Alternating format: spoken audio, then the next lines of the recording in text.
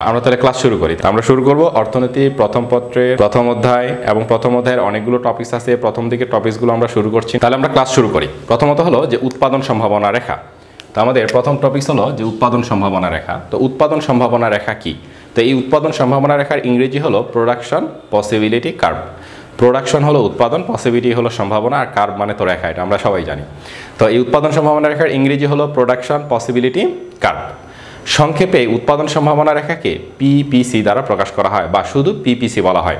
তাহলে আমাদেরকে মনে রাখতে হবে যে উৎপাদন সম্ভাবনা রেখা যদি কি, এটা যদি আসে অথবা কি আসতে পারে যে পিপিসি কি। তো উৎপাদন সম্ভাবনা রেখার সংজ্ঞাও যা, পিপিসি এর সংজ্ঞাও তাই। পরীক্ষায় আসে কতে অথবা এমসিকিউ আসে যে পিপিসি এর পূর্ণরূপ কি।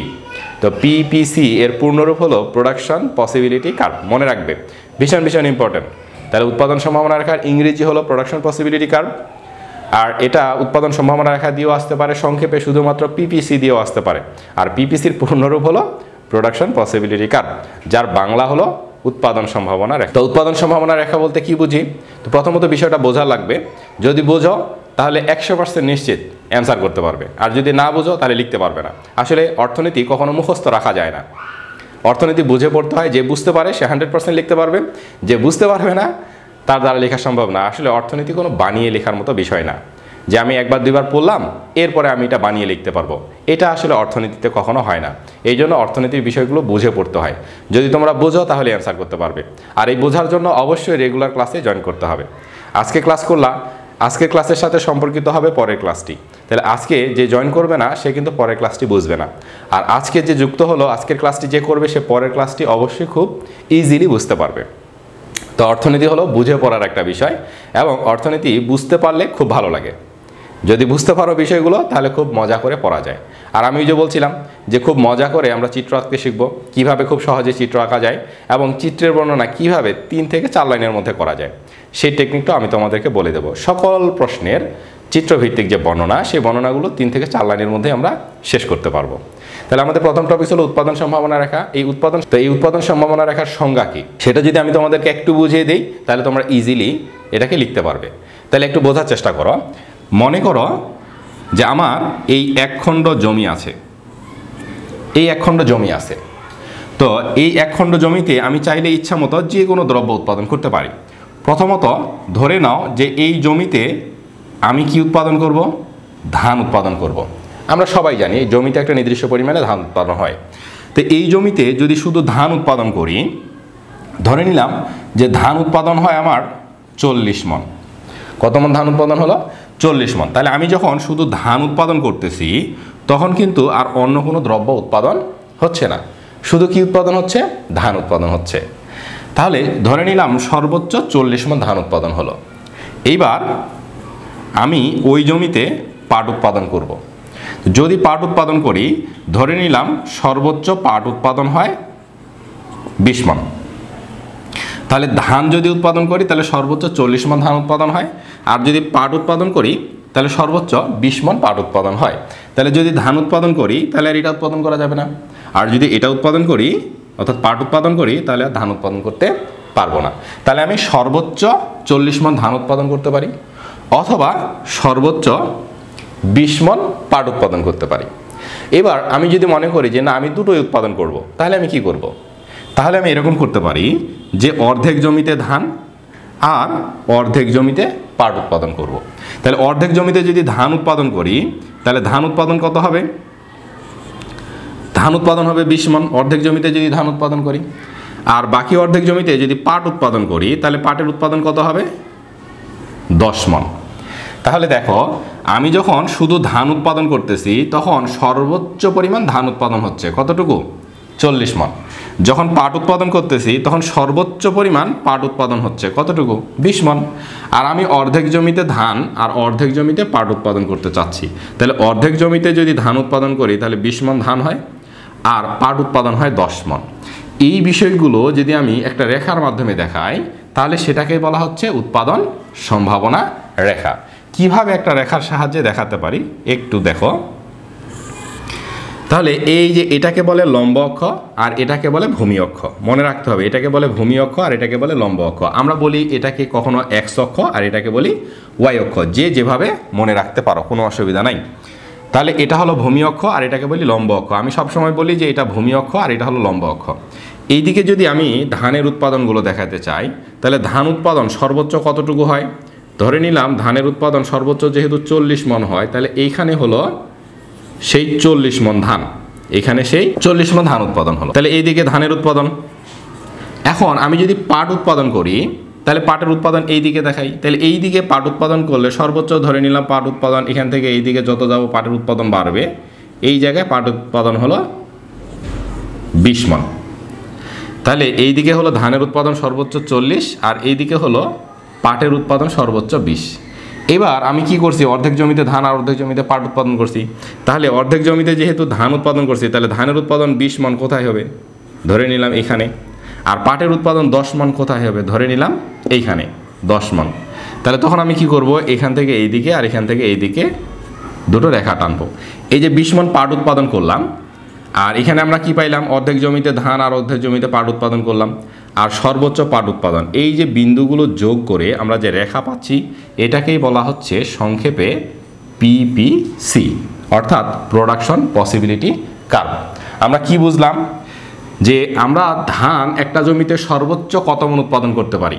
তাহলে এই দিকে ধানের উৎপাদন দেখাইলাম, সর্বোচ্চ 40 মণ উৎপাদন করতে পারি। মনে করলাম যে এখানে 40 মণ উৎপাদন হয়, তাহলে এটা নাম দিয়ে দিলাম 40 মণ। যদি পাট উৎপাদন করি, তাহলে সর্বোচ্চ কতটুকু পাট উৎপাদন করতে পারি? সর্বোচ্চ 20 মণ পাট উৎপাদন করতে পারি। তাহলে এই দিকে পাটের উৎপাদন সর্বোচ্চ কত? 20 মণ। তাহলে এই শুধু এই বিন্দু দুটো যোগ যদি করে দেই, শুধু এই বিন্দু দুটোই যোগ করে দিলাম, তবুও আমরা যে রেখাটা পাবো সেটাকে বলা হচ্ছে উৎপাদন সম্ভাবনা রেখা। তাহলে আমি যদি অর্ধেক জমিতে ধান উৎপাদন করি, তাহলে 20 মণ ধান উৎপাদন হবে, তাহলে এখান থেকে এই দিকে। আর অর্ধেক জমিতে যদি পাট উৎপাদন করি, তাহলে পাট উৎপাদন হবে 10 মণ। তাহলে এখানে ধরে নিলাম 10 মণ, এখান থেকে এই দিকে এই একটা বিন্দু পাইলাম। তাহলে এই যে 3টা বিন্দু আমরা পাইলাম, এই বিন্দু 3টা যোগ করে আমরা যে রেখা পাবো সেটাকে বলা হচ্ছে উৎপাদন সম্ভাবনা রেখা। তাহলে আমরা এই বিন্দুগুলা দিয়ে কি বুঝতেছি? এই বিন্দুগুলা দিয়ে বুঝতেছি যে আমার যে জমি বা আমার যে সম্পদ আছে, সেই সম্পদ দিয়ে আমরা দুটো দ্রব্য সর্বোচ্চ কি পরিমাণ উৎপাদন করতে পারি, তার যে বিভিন্ন সংমিশ্রণ প্রকাশ করে যে রেখা, সেই রেখাটাকেই বলা হচ্ছে উৎপাদন সম্ভাবনা রেখা। তোমরা কি সবাই বুঝতে পারতেছো? দ্রুত একটু কমেন্টসের মাধ্যমে জানাও যে উৎপাদন সম্ভাবনা রেখাটা বুঝছো না বোঝো নাই। তাহলে উৎপাদন সম্ভাবনা রেখা হলো যে আমার যে সম্পদ থাকবে, সেই সম্পদের আমি পূর্ণ ব্যবহার করব। পূর্ণ ব্যবহারের ফলে আমি দুটি দ্রব্যের বিভিন্ন পরিমাণগুলো উৎপাদন করতে পারবো। তো সেই বিভিন্ন পরিমাণগুলো কি হবে? সর্বোচ্চ উৎপাদন হবে। তাহলে দুটো দ্রব্যের যে সর্বোচ্চ বিভিন্ন উৎপাদনের সংমিশ্রণগুলো পাবো, সেগুলো আমরা যে রেখা দ্বারা প্রকাশ করব, সেই রেখাটাকে বলা হচ্ছে উৎপাদন সম্ভাবনা রেখা। তাহলে উৎপাদন সম্ভাবনা রেখার সংজ্ঞা কি? যে এক্ষেত্রে প্রযুক্তিটা স্থির থাকতে হবে। প্রযুক্তিটা কেন স্থির থাকতে হবে? প্রযুক্তি যদি চেঞ্জ হয়ে যায়, তাহলে উৎপাদন চেঞ্জ হয়ে যাবে। অর্থাৎ প্রযুক্তি যদি চেঞ্জ হয়ে যায়, ধানের সর্বোচ্চ উৎপাদন 40 না হয়ে আমরা যদি প্রযুক্তি চেঞ্জ করে ফেলি, তাহলে হয়তো 60 মণ বা 70 মণ উৎপাদন হয়ে যাবে, তখন রেখাটা ঠিক থাকবে না। তার মানে প্রযুক্তিটা স্থির থাকতে হবে। এই জন্য বলা হয় যে নির্দিষ্ট প্রযুক্তি ব্যবহারের মাধ্যমে আর আমাদের যে সম্পদ বিদ্যমান আছে, সেই বিদ্যমান সম্পদের পূর্ণ ব্যবহার করব। ব্যবহারের ফলে দুটি দ্রব্যের সর্বোচ্চ কি কি উৎপাদন সংমিশ্রণ পাওয়া যায়, সেই উৎপাদন সংমিশ্রণগুলো যে রেখা দ্বারা প্রকাশ করা হয়, সেই রেখাটাকে বলা হচ্ছে উৎপাদন সম্ভাবনা রেখা। আমরা এখানে কিন্তু তাই দেখতে পাচ্ছি যে আমার দুটো দ্রব্য, একটা হলো ধান আর একটা হলো পাট। তো ধান যদি আমি উৎপাদন করি, তাহলে সর্বোচ্চ 40 মণ ধান উৎপাদন করতে পারি, তখন পাট উৎপাদন হয় না, তাহলে এটা একটা উৎপাদন সংমিশ্রণ। আবার যদি পাট উৎপাদন করি সম্পূর্ণ জমিতে, তাহলে 20 মণ পাট উৎপাদন হয়, তখন কিন্তু ধান উৎপাদন হচ্ছে না। কেন হচ্ছে না? কারণ সম্পূর্ণ জমিতে পাট উৎপাদন করছি। তাহলে এটা একটা সংমিশ্রণ, সর্বোচ্চ সংমিশ্রণ। আচ্ছা, অর্ধেক জমিতে ধান আর অর্ধেক জমিতে পাট, তার মানে 20 মণ ধান আর 10 মণ পাট উৎপাদন হচ্ছে। তাহলে এটাও কি? সর্বোচ্চ সংমিশ্রণ, অর্ধেক জমির সর্বোচ্চ সংমিশ্রণ। তাহলে এইটা কোন বিন্দু দ্বারা প্রকাশ পাচ্ছে? এই যে এই বিন্দুটা দ্বারা প্রকাশ পাচ্ছে। তাহলে এটাও একটা সংমিশ্রণ বিন্দু, এটাও একটা সংমিশ্রণ বিন্দু, এটাও একটা সংমিশ্রণ বিন্দু। প্রতিটাতেই দুটি দ্রব্যের সর্বোচ্চ কী পরিমাণ উৎপাদন করা যায় সেই উৎপাদনের সংমিশ্রণ প্রকাশ পাচ্ছে। এই জন্য এই রেখাটাকে বলা হচ্ছে উৎপাদন সম্ভাবনা রেখা। তাহলে এক কথায় আমরা কি বলতে পারি? যে নির্দিষ্ট প্রযুক্তি ও বিদ্যমান সম্পদের পূর্ণ ব্যবহারের ফলে দুটি দ্রব্য সর্বোচ্চ কী পরিমাণ উৎপাদন করা যায় সেই সংমিশ্রণগুলো প্রকাশ করে যে রেখা, তাকেই বলা হয় উৎপাদন সম্ভাবনা রেখা। ওকে, সবাই রিপ্লাই করছো মোটামুটি? জি, বোঝা গেছে। আর সংজ্ঞাটা আবার বলেন। হ্যাঁ, আমি বারবার বলার চেষ্টা করব, আর আমি বললে তোমরাও সেই সাথে একটু বলার চেষ্টা করবে। বললে কি হবে যে একবার দুবার বললে সেটা মনের থাকে সবচেয়ে বেশি এবং মুখস্থ হয়ে যায়। তাহলে আমরা এই যে একটা রেখায় যা দেখতে পাচ্ছি তাই তার সংজ্ঞা। এই রেখাটাতে আমরা কি দেখতে পাচ্ছি? এই রেখাটাতে দুটা দ্রব্য, এই পাশে একটা দ্রব্য আর এই পাশে একটা দ্রব্য, দুই পাশে দুইটা দ্রব্য থাকে। তাহলে দুই পাশে যেহেতু দুটো দ্রব্য থাকে, তাহলে দুটো দ্রব্যের কি দেখায় রেখাটা? উৎপাদনের পরিমাণ দেখাচ্ছে। তো এই জন্য আমরা বলি উৎপাদনের পরিমাণ না বলে বলি দুটো দ্রব্যের উৎপাদন সংমিশ্রণ। তাহলে যেহেতু এই রেখাটার একদিকে একটা দ্রব্য আর একদিকে অপর একটা দ্রব্য, তাহলে সর্বোচ্চ কি দেখাচ্ছি? আমরা দুটা দ্রব্য দেখাচ্ছি। দুটো দ্রব্যের কি দেখায়? উৎপাদনের পরিমাণগুলো দেখায়। এই জন্যে এই রেখাটাকে বলতেছি আমরা যে এই রেখায় দুটো দ্রব্যের সর্বোচ্চ উৎপাদনের পরিমাণ না বলে বলি উৎপাদন সংমিশ্রণ। পরিমাণ বললে বোঝাবে একটা নির্দিষ্ট বিন্দু, আর সংমিশ্রণ বলতে বোঝাবে অনেকগুলো বিন্দু হতে পারে। তো এই জন্য বলি যে রেখায় দুটো দ্রব্যের সর্বোচ্চ বিভিন্ন উৎপাদন সংমিশ্রণ প্রকাশ করে সেটাকে বলা হচ্ছে উৎপাদন সম্ভাবনা রেখা। তবে এক্ষেত্রে দুটো শব্দ যুক্ত করতে হবে। একটা হলো যে প্রযুক্তিটা নির্দিষ্ট থাকবে, আর যে সম্পদ বিদ্যমান ছিল সেই সম্পদের সবটাই আমরা ব্যবহার করে উৎপাদনের চেষ্টা করব। তার মানে নির্দিষ্ট প্রযুক্তির সাপেক্ষে বিদ্যমান সম্পদের পূর্ণ ব্যবহারের ফলে দুটো দ্রব্যের সর্বোচ্চ বিভিন্ন উৎপাদন সংমিশ্রণ যে রেখা দ্বারা প্রকাশ পায় তাকে বলা হচ্ছে উৎপাদন সম্ভাবনা রেখা। তো আমাদের এখানে একটা তালিকা দেওয়া আছে। এটা এক্স দ্রব্য আর এটা হলো ওয়াই দ্রব্য। এক্স দ্রব্যের কিছু উৎপাদনের পরিমাণ দেওয়া আছে, ওয়াই দ্রব্যের কিছু উৎপাদনের পরিমাণ দেওয়া আছে। আমাদের প্রথম যে কোশ্চিনটা থাকবে, এই তালিকার ভিত্তিতে উৎপাদন সম্ভাবনা রেখা আঁকো। এই কোশ্চিনটা মাস্ট বি পরীক্ষায় থাকবে, এটা থাকেই প্রত্যেকবার, এই অন্তত এই একটা কোশ্চিন পরীক্ষায় থাকেই। তাহলে এই নির্দিষ্ট একটা তালিকা দেওয়া থাকবে, সেই তালিকার ভিত্তিতে আমার প্রথম যে কোশ্চিনটা থাকবে সেটা বলা থাকবে যে উৎপাদন সম্ভাবনা রেখা আঁকো। তাহলে আমার এখানে এক্স দ্রব্য দেওয়া আছে, এখানে ওয়াই দ্রব্য দেওয়া আছে। এক্স দ্রব্য যে থাকবে এমন কোনো কথা না, ওয়াই দ্রব্য যে থাকবে তাও না। এক্স দ্রব্য এবং ওয়াই দ্রব্য এর পরিবর্তে এখানে ধান থাকতে পারে, এখানে পাট থাকতে পারে, এখানে গম থাকতে পারে, এখানে যে কোনো কিছু থাকতে পারে। অর্থাৎ দুটো দ্রব্যের নাম দেওয়া থাকবে, যে কোনো দুটো দ্রব্য দেওয়া থাকবে। তাহলে এখান থেকে আমাদের প্রথম কাজ হলো যে উৎপাদন সম্ভাবনা রেখা আঁকো। তাহলে আমরা এর ভিত্তিতে উৎপাদন সম্ভাবনা রেখা আঁকবো। তাহলে দেখো চিত্র কিভাবে সহজে আঁকা যায়। তাহলে চিত্র আঁকার প্রথম কাজ হলো যে আমার একটা ভূমি অক্ষ আঁকতে হবে আর একটা লম্ব অক্ষ আঁকতে হবে। তাহলে আমরা স্কেল বসাবো আর সরাসরি এই দুটো রেখা আঁকবো। তো এই রেখা আঁকার জন্য অবশ্যই আমরা স্কেল এবং পেন্সিল ব্যবহার করব। স্কেল দিয়ে আঁকবো যেন রেখা সোজা হয়, আর পেন্সিল দিয়ে আঁকবো যেন ভুল হলে আমরা সেটাকে ঠিক করতে পারি। কলম দিয়ে আঁকলে কি হয় যে যদি ভুল হয়, একটু যদি ভুল হয় তাহলে আমরা সেটা আর ঠিক করতে পারি না। এই জন্য চিত্রে ওভাররাইটিং হয়, কাটাকাটি হয়, একবার জায়গায় দুইবার আঁকতে হয়। আর পেন্সিল দিয়ে হলে আমরা সেটাকে মুছে আবার ঠিক করতে পারি। আর পেন্সিল দিয়ে চিত্র আঁকা সহজ, সুন্দর এবং দেখতেও ভালো লাগে কলমের থেকে। পেন্সিল দিয়ে আঁকা চিত্রই কিন্তু দেখতে সুন্দর হয়। এই জন্য পেন্সিল দিয়ে আঁকবো। খাতায় অবশ্যই চিত্রটা একটু বড় করে আঁকবো, কৃপণের মতো ছোট করে আঁকবো না। কিন্তু আমরা অনেকে করি কি, খাতায় ছোট করে চিত্রটা আঁকি না, অবশ্যই চিত্রটা বড় করে আঁকবে এবং পেজের ঠিক মাঝখান বরাবর আঁকার চেষ্টা করবে। সেটা হলো কি, ধরো এটা তোমার খাতার পেজ, তুমি মার্জিন করছো, এই দিক থেকে এই দিকে মার্জিন করছো আর এই দিক থেকে এই দিকে মার্জিন করছো। তুমি এখন উৎপাদন সম্ভাবনা রেখা আঁকবে। এই সাইডে কেউ আঁকে, কেউ এই সাইডে আঁকে, কেউ এই দিকে আঁকে, কেউ এই দিকে আঁকে, এভাবে আঁকবে না। তুমি ঠিক যেহেতু যদি এখান থেকে শুরু করো, লেখা যে ক নং প্রশ্নের উত্তর, ঠিক মাঝখান বরাবর বড় করে সুন্দর করে চিত্রটা আঁকার চেষ্টা করবা। এইভাবে চিত্র আঁকার চেষ্টা করবা, বড় করে সুন্দর করে, বারবার বলছি বড় করে সুন্দর করে আঁকার চেষ্টা করবা, ছোট করে নয়, কৃপণের মতো নয়, কাগজ কলম বাঁচিয়ে লাভ নেই।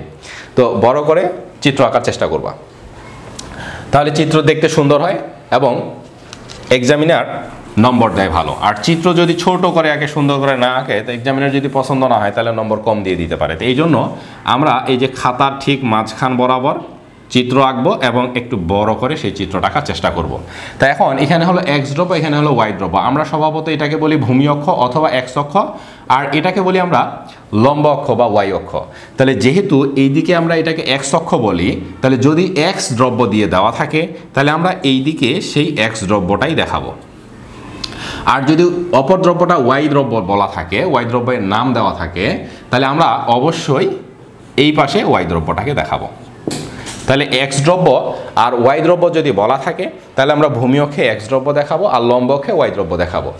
কিন্তু যদি নাম এক্স আর ওয়াই না থাকে, যদি যে কোনো নাম দিয়ে দুটো দ্রব্য দেওয়া থাকে, ধান, চাল, পাট, গম, ভুট্টা ইত্যাদি যদি দুটো দ্রব্যের নাম দেওয়া থাকে, তাহলে আমরা এই দিকে যে কোনো একটা দ্রব্য দেখাতে পারবো, এইদিকেও যে কোনো দ্রব্য দেখাতে পারবো, তাতে কোনো অসুবিধা নাই।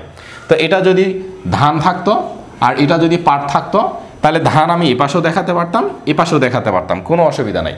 যদি পরেরটা পাট থাকে তাহলে আমি যে কোনো একদিকে দেখাতে পারি, তাতে কোনো অসুবিধা নেই, যে কোনো একদিকে দেখালেই হবে। তো যদি এক্স এবং ওয়াই দিয়ে থাকে তাহলে অবশ্যই আমরা ভূমি অক্ষে এক্স দ্রব্যটা আর লম্ব অক্ষে ওয়াই দ্রব্যটা দেখানোর চেষ্টা করব, এটা মনে রাখবে। তাহলে এক্স ওয়াই দিয়ে নাম থাকলে ভূমি অক্ষে এক্স দ্রব্য এবং লম্ব অক্ষে ওয়াই দ্রব্য দেখাবো।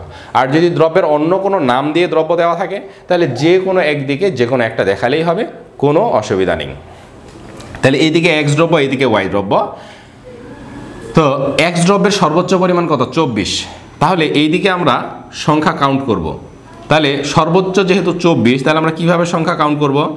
যে এখানে হলো 5, এখানে 10, এখানে 15, 20 আর 25।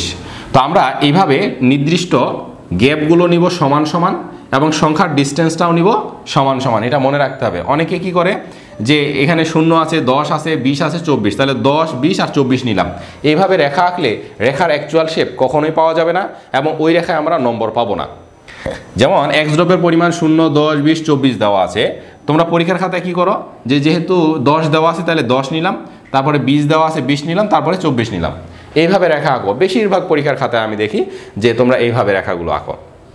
এইভাবে রেখা আঁকলে রেখার অ্যাকচুয়াল শেপ কখনোই পাওয়া যাবে না, এই জন্য সেটাতে নম্বরই পাবে না। তাহলে কিভাবে আঁকতে হবে? সংখ্যার সর্বোচ্চ সংখ্যাটা দেখতে হবে এবং এই ডিস্টেন্সগুলো সমান থাকতে হবে এবং সংখ্যার পার্থক্য সমান থাকতে হবে। যদি আমি 5 করে ধরি তাহলে 5, 5, 5, যদি 10 করে ধরি তাহলে 10, 10, 10, সবগুলো ডিফারেন্স 10 থাকা লাগবে। মাস্ট বি মনে রাখবে সকল চিত্রের ক্ষেত্রে, অর্থনীতির সংখ্যা বসানোর ক্ষেত্রে এটা অবশ্যই মনে রাখতে হবে যে ডিস্টেন্সগুলো সমান হবে এবং সংখ্যার পার্থক্যগুলো সমান হতে হবে, কম বেশি করা যাবে না। শুধু এখানে যে সংখ্যাগুলো আছে শুধু এইগুলো বসিয়ে চিত্র আঁকা যাবে না, চিত্র আঁকলে সেই চিত্র ভুল হবে। এবার ওয়াই দ্রব্যের সর্বোচ্চ পরিমাণ কত? ওয়াই দ্রব্যের সর্বোচ্চ পরিমাণ 24 দেওয়া আছে। এক্ষেত্রে এটাও 24, এটাও 24, এটা কিন্তু ভিন্ন থাকতে পারে। এটা 24, এটা 30 এরকম থাকতে পারে, ভিন্ন থাকতে পারে। তাহলে দেখবো আমরা সর্বোচ্চ পর্যন্ত কত, তাহলে সর্বোচ্চ যাব। তাহলে সর্বোচ্চ যেহেতু 24, তার মানে ডিস্টেন্স কত করে নিব? এই যে 5 করে নিব, 5, 10, 15, 20 আর 25। এইভাবে আমরা সংখ্যা মানগুলো নিব। তাহলে এই দিকেও ডিস্টেন্সটা কি? প্রতিটা ডিস্টেন্স সমান হবে। তোমরা এটা কীভাবে আঁকবা? যখন এই যে স্কেল বসাবা, এই পাশে স্কেল বসালে এই যে স্কেলের 5 ঘর পর পর একটা করে বড় দাগ থাকে, তাহলে সেই বড় দাগগুলো বরাবর একটা করে চিহ্ন দিয়ে দিবা, সেই বরাবর সংখ্যাগুলো বসাবা। তাহলে এখন দেখো এক্স দ্রব্যের উৎপাদন 0। তাহলে এক্স দ্রব্যের উৎপাদন 0, সবারই উৎপাদন এই জায়গায়, এটা হলো শূন্যের জায়গা। তো এক্স দ্রব্যের অর্থাৎ এক্স দ্রব্যের কোনো উৎপাদন নাই, তখন শুধু ওয়াই দ্রব্যের উৎপাদন আছে। তাহলে ওয়াই দ্রব্যের উৎপাদন কোন দিকে? ওয়াই দ্রব্যের উৎপাদন হলো এইদিকে। তাহলে এইদিকে যেহেতু ওয়াই দ্রব্যের উৎপাদন, তাহলে ওয়াই দ্রব্যের সর্বোচ্চ উৎপাদন দেওয়া আছে কত? তখন ওয়াই দ্রব্যের উৎপাদন 24। তাহলে এটা যেহেতু 25, তাহলে 24 তার থেকে সামান্য একটু নিচে এই জায়গায় নিলাম, এই বিন্দুটার নাম দিলাম হলো এ। এরপরে আমার এটার কাজ শেষ। এরপরে এক্স দ্রব্যের উৎপাদন 10 আর ওয়াই দ্রব্যের উৎপাদন হলো 20। তাহলে এক্স দ্রব্যের উৎপাদন কোন দিকে? এই দিকে। তাহলে 10 কোথায়? এখানে। তাহলে এখান থেকে আমরা খুব সহজেই এক স্কেল বসায় সোজা একটা দাগ দিয়ে দিব। এরপরে এটার কাজ শেষ। ওয়াই দ্রব্যের উৎপাদন হলো 20। তো ওয়াই দ্রব্যের উৎপাদন 20 কোথায়? এই যে এখানে, এইদিকে ওয়াই দ্রব্যের উৎপাদন 20 হলো এখানে। তাহলে এইখান থেকে আমরা স্কেল বসায় সোজা একটা দাগ টেনে দেব। তাহলে এই যে দাগ দুটো পরস্পর কোথায় ছেদ করলো? এই যে এই বিন্দুতে ছেদ করলো। তাহলে এটাই হলো আমার কাঙ্ক্ষিত বিন্দু এবং এই বিন্দুর নাম দিলাম বি। তাহলে এটারও কাজ শেষ। এরপরে দেখো এক্স দ্রব্যের উৎপাদন কত? এক্স দ্রব্যের উৎপাদন হলো 20, তাহলে এক্স দ্রব্যের উৎপাদন 20 কোথায় এখানে, তো এখান থেকে আমি সোজা এদিকে একটা দাগ দিয়ে দিব। তখন ওয়াই দ্রব্যের উৎপাদন কত, ওয়াই দ্রব্যের উৎপাদন হলো 10, তাহলে ওয়াই দ্রব্যের উৎপাদন 10 কোথায়, এই যে এখানে, তো এখান থেকে আমি এইদিকে দাগ দিয়ে দিব। তাহলে এই যে আমি একটা বিন্দু পেলাম, এই বিন্দুর নাম হলো সি, বাকিগুলো আমরা মুছে দেব। পেয়ে গেলাম। এবার সর্বশেষ এক্স দ্রব্যের উৎপাদন, তো এক্স দ্রব্যের উৎপাদন 24 কোন দিকে, এইদিকে, তাহলে এক্স দ্রব্যের উৎপাদন যেহেতু এইদিকে, তাহলে 24 কোথায়, এই ধরে নিলাম এখানে, এটা যেহেতু 25 থেকে একটু কম 24 এখানে। তখন ওয়াই দ্রব্যের উৎপাদন কি আছে, ওয়াই দ্রব্যের কোনো উৎপাদন নেই, তাহলে এটাই হলো আমার বিন্দু, তাহলে এই বিন্দুর নাম দিলাম ডি। তাহলে এই যে বিন্দুগুলো আমরা পাইলাম, এই বিন্দুগুলো এখন যোগ করব, এগুলো হাত দিয়েই যোগ করব, আমি যেভাবে যোগ করতেছি তোমরাও এভাবেই পেন্সিল দিয়ে যোগ করবে। এটাই হলো এই বিন্দুগুলো যোগ করে প্রাপ্ত রেখা। তাহলে এ বি সি ডি 4টা বিন্দু যোগ করে দিলাম, আর এই যোগ করে দিয়ে যে রেখাটা পেলাম এটাকেই বলা হচ্ছে পিপিসি রেখা বা উৎপাদন সম্ভাবনা রেখা। তো এটাই হলো চিত্র আঁকার সবচেয়ে সহজ কৌশল, এভাবেই আমরা চিত্রগুলো আঁকবো। আবারও বলছি যে যেহেতু এই পাশে এক্স দ্রব্য, তাহলে এক্স দ্রব্যের সর্বোচ্চ পরিমাণটা কত, সেই সর্বোচ্চ পরিমাণ এখানে যদি 100 হতো তাহলে আমরা নিতাম কত, 10, 20, 30, 40 এভাবে 100 পর্যন্ত। আর এই পাশে যদি 200 হতো তাহলে তখন আমরা সংখ্যার ডিস্টেন্সটা এই পাশে একটু বড় করে নিতাম, 20, 40, 60, 80 এভাবে নিতাম। তবে সংখ্যার ডিস্টেন্সটা অবশ্যই প্রত্যেকটা ডিস্টেন্স সমান হতে হবে, তার মানে এই দূরত্বগুলো সমান হইতে হবে এবং এই সংখ্যাগুলোর পার্থক্য সমান হতে হবে, তাহলেই তুমি এক্স্যাক্টলি রেখার শেপ পাবা, যেই রেখা যেরকম হয় সেই রেখাটা সেরকমই আকৃতি পাবা। আর যদি তুমি এলোমেলো করে ধরো, অর্থাৎ এখানে যে সংখ্যাগুলো দেওয়া আছে 10, 20, 24 এরকম করেই ধরো, যে একটা 10, একটা 20, একটা 24, 10 বসাইলা, 20 বসাইলা, 24 বসাইলা, এভাবে যদি ধরো তাহলে কখনোই রেখার অ্যাকচুয়াল শেপ পাবে না, তার মানে ওইটা আসলে প্রকৃত রেখা নয়, এজন্য সেই রেখাতে তুমি নম্বরই পাবে না। তো আমরা অনেক সময় পরীক্ষা খুবই ভালো দেই, রেখা আঁকছি, সব কিছু আঁকছি, চিত্র অনেক সুন্দর করে আঁকছি, পরে দেখলাম যে রেজাল্ট খুব খারাপ, মন খারাপ করি, না স্যার আমাকে নম্বর দেয় নাই, এটা সেটা, এই আমরা চ্যালেঞ্জও করি, অনেক সময় চ্যালেঞ্জ করার পরেও আমাদের রেজাল্টের কোনো পরিবর্তন হয় না। কেন হয় না? আমরা এই যে এরকম ছোটোখাটো ভুল করে থাকি। তো তুমি যখন এই সংখ্যাগুলো বসায় সরাসরি রেখা আঁকবা, তখন রেখাটা তোমার কখনোই এই শেপের হবে না, মাস্ট বি এই শেপের রেখাটা হবে না। তার মানে প্রকৃতপক্ষে উৎপাদন সম্ভাবনা রেখা যেরকম হওয়ার কথা সেরকমটা হলো না, তাহলে কি তোমার সেটাতে নম্বর দেবে? সেটাতে নম্বর দেবে না। এই জন্য আমরা পরীক্ষা অনেক সময় খুবই ভালো দিই, সবাই প্রত্যাশা করি যে অনেক ভালো রেজাল্ট হবে, কিন্তু হয় না। কারণ হলো এরকম ভুল আমরা প্রত্যেককেই করি, প্রায় বেশিরভাগই।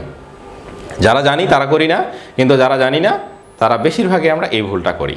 খাতা দেখলে আমরা বুঝতে পারি তখন যে এই অবস্থাগুলো, এই জিনিসগুলো আসে, এই জন্যেই তোমাদেরকে বলা। তো এই ভুলটা তোমরা কখনোই করবা না, সংখ্যার ডিস্টেন্সটা সবসময় সমান করে ধরবা। এখানে দেখবা যে সর্বোচ্চ সংখ্যা মান কত, তাই সেই সর্বোচ্চ সংখ্যা মান যত থাকবে সেখান থেকে চিত্র আঁকার জন্য আমার সংখ্যার ডিস্টেন্সটা কত করে ধরলে ভালো হবে, সেই একটা নির্দিষ্ট রেশিওতে আমরা সেই সংখ্যার ডিস্টেন্সগুলা ধরবো। আমার এখানে যদি সর্বোচ্চ সংখ্যা মান 240ও থাকতো তাহলে আমি কি করতাম? সর্বোচ্চ সংখ্যা মান 24-এর জায়গায় যদি 240 থাকতো তাহলে আমি কি করতাম? সংখ্যার ডিস্টেন্সটা 50 করে ধরতাম। তাহলে এখানে ধরতাম 50, এখানে 100, এখানে 150, এখানে 200, এখানে 250, এইভাবে ধরতাম। তাহলে আমার কাজ হবে শুধু সর্বোচ্চ সংখ্যাটা দেখা, সর্বোচ্চ সংখ্যাটা দেখে আমার ডিস্টেন্সটা কত নিলে আমার রেখাটা নির্দিষ্ট জায়গার মধ্যে আঁকা যাবে, সেই হলো যে ডিস্টেন্স নিয়ে আমরা রেখাটা আঁকার চেষ্টা করব। তো এইভাবে আমাদেরকে চিত্র আঁকতে হয়। এরপরে আমি বলছিলাম কি, যে চিত্রের বর্ণনা 3 থেকে 4 লাইনের মধ্যেই শেষ করব। এই যে এই চিত্রটার বর্ণনা, চিত্র তো আঁকলাম, চিত্রের বর্ণনাও কিন্তু দিতে হবে। শুধু চিত্র এঁকে রাখলাম তাহলে কিন্তু নম্বর পাবো না। যদিও শুধু প্রশ্নে বলছে যে পিপিসি রেখা আঁকো বা উৎপাদন সম্ভাবনা রেখা আঁকো, তো উৎপাদন সম্ভাবনা রেখা একেই ছেড়ে দিলাম, কিন্তু বর্ণনা করলাম না, তবুও নম্বর পাবো না ফুল। তাহলে আমাদেরকে বর্ণনা করতে হবে। তাহলে সেই বর্ণনা করতে গিয়ে আমরা কি করি? অনেক সময় নষ্ট করি। তো সেই বর্ণনা করতে গিয়ে আমরা 7টা সৃজনশীল লিখে শেষ করতে পারি না। তো এই জন্যই চিত্রের বর্ণনা কীভাবে 3 থেকে 4 লাইনের মধ্যে শেষ করা যায় সেটাই বলে দেবো। তো এইটা বুঝতে পারছো কিনা, রেখা আঁকার ক্ষেত্রে আর কোনো প্রবলেমের সম্মুখীন হও কিনা সেটা দ্রুত জানাও কমেন্টসের মাধ্যমে। আমি তোমাদেরকে এরপরে চিত্রের বর্ণনাটা কীভাবে, এই যে চিত্রের বর্ণনাটা কীভাবে 2 থেকে 3 লাইনের মধ্যে শেষ করে দেবো, কীভাবে 3 লাইনের মধ্যে লেখাও যাবে সেটা বলে দেবো, এবং আমি বর্ণনাটাও তোমাদেরকে মুখে মুখেই বলে দেবো। মাসুম বলছে একদম ইজি, শামীম হৃদয় ক্লিয়ার স্যার। আচ্ছা, মারুফ খান বলছে যে উদ্দীপক, এটাই হলো উদ্দীপক। এই যে উদ্দীপক, এভাবে উদ্দীপক দেওয়া থাকবে, আর এই উদ্দীপক থেকে আমাদেরকে এই চিত্র আঁকতে হবে। তো এইভাবে আমাদেরকে চিত্র আঁকতে হবে। এবার আমরা বর্ণনায় যাই, যে বর্ণনাটা কিভাবে আমরা খুব সহজেই করতে পারি। তো তিন লাইনের মধ্যে খুব সহজেই বর্ণনা করতে পারি কিভাবে। বর্ণনার ক্ষেত্রে কমন একটা বিষয় যেটা তোমাকে লিখতেই হবে, এই আমরা বর্ণনা শুরু করব। তাহলে এই যে বর্ণনা লিখে আমরা বর্ণনা শুরু করব। তো কমন শব্দ হলো যে ভূমি অক্ষে কি দেখাইছো এবং লম্ব অক্ষে কি দেখাইছো চিত্রের, এটা দিয়েই অর্থনীতির সকল চিত্রের বর্ণনা শুরু হবে। যে ভূমি অক্ষে কি এবং লম্ব অক্ষে কি, আমরা এখানে ভূমি অক্ষে কি দেখাইছি, যে এটা দিয়েই শুরু করব আমরা, যে চিত্রের ভূমি অক্ষে এখানে আমরা দেখাইছি এক্স দ্রব্য আর লম্ব অক্ষে দেখাইছি ওয়াই দ্রব্য। এটা দিয়ে চিত্রের বর্ণনা শুরু। চিত্রের ভূমি অক্ষে এক্স দ্রব্য আর লম্ব অক্ষে ওয়াই দ্রব্য। তো দেখো এটা আমরা দুই দিক থেকে বর্ণনা করতে পারি। আমরা এই তালিকাটা দেখে দেখেও বর্ণনা করতে পারি, এই চিত্রটা দেখে দেখেও বর্ণনা করতে পারি। কিভাবে? যে চিত্রের ভূমি অক্ষে এক্স দ্রব্য আর লম্ব অক্ষে ওয়াই দ্রব্য। তাহলে এখানেও যদি দেখি এক্স দ্রব্যের উৎপাদন কি 0 আর ওয়াই দ্রব্যের উৎপাদন কত 24। তাহলে এভাবে আমরা লিখতে পারি যে এক্স দ্রব্যের উৎপাদন যখন 0, ওয়াই দ্রব্যের উৎপাদন তখন 24। কোন বিন্দু দ্বারা নির্দেশিত? এক্স দ্রব্যের উৎপাদন 0, ওয়াই দ্রব্যের উৎপাদন হলো 24। এখানে কোন বিন্দু দ্বারা প্রকাশিত? যে এ বিন্দু দ্বারা প্রকাশিত। তাহলে দেখো এক্স দ্রব্যের উৎপাদন 0, ওয়াই দ্রব্যের উৎপাদন হলো 24, এ বিন্দু দ্বারা নির্দেশিত বা প্রকাশিত। এরপরে এক্স দ্রব্যের উৎপাদন 10 এবং ওয়াই দ্রব্যের উৎপাদন 20। এক্স দ্রব্যের উৎপাদন কি 10 এবং ওয়াই দ্রব্যের উৎপাদন হলো 20। এখানেই আমরা ডট ডট দিয়ে লিখে দিলাম, ডট ডট এক্স দ্রব্যের উৎপাদন হলো 10 এবং ওয়াই দ্রব্যের উৎপাদন হলো 20। কোন বিন্দু দ্বারা প্রকাশিত?